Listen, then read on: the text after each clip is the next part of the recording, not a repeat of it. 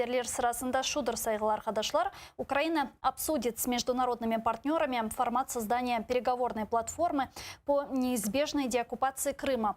Об этом заявил глава Министерства иностранных дел Украины Дмитрий Кулеба на пресс-конференции в Берлине после встречи с немецким коллегой Хайко Маасом. Давайте его послушаем. Нас цікавить насамперед два його елементи.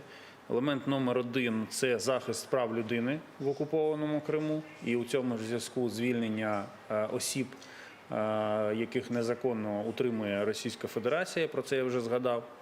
І ви знаєте, що абсолютно більшість з них – це кримські татари. Друге питання, другий елемент, він є більш глобальним. Йдеться про те, в якому форматі, власне, ми будемо обговорювати ситуацію в Криму і його неминучу деокупацію. З нашими партнерами ми будемо говорити про те, в якому саме форматі нам налагодити цей діалог, як саме має виглядати платформа щодо Криму, міжнародна платформа щодо Криму. І ця тема буде також предметом нашої розмови з паном Маасом надалі.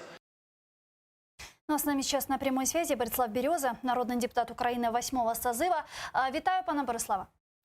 Витаю вас. Витаю, да. Ну вот вы сейчас слышали заявление министра иностранных дел Украины Дмитрия Кулебы. Как вы считаете, вот вопрос деоккупации Крыма и обсуждение его восстановления суверенитета Украины над Крымом уже вот сдвинулось с мертвой точки? Вот можно уже говорить, что такой формат будет существовать и будет создан?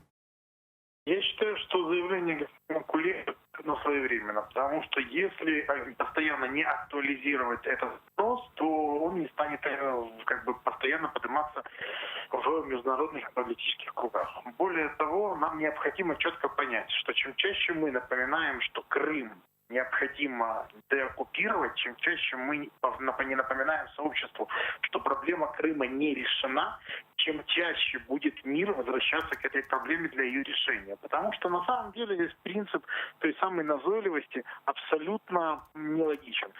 Это не назойливость, это требование по восстановлению территориальной целостности Украины. И мы не назойливо пытаемся от кого-то чего-то добиться. Мы просто хотим, чтобы Украина была восстановлена в ее территориальной границе.